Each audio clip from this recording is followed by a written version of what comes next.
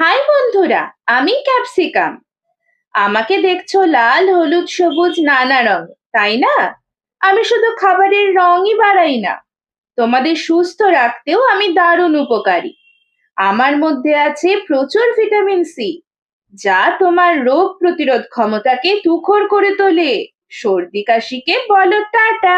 আমার লুটেইন আর জেক্সান্থিন চোখের স্বাস্থ্যের জন্য দুর্দান্ত।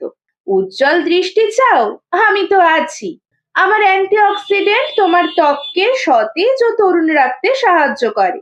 বুড়ো হওয়াকে আমি আটকে দিই। আমার ফাইবার হজম প্রক্রিয়াকে মসৃণ রাখে এবং পেট পরিষ্কার রাখতে সাহায্য করে।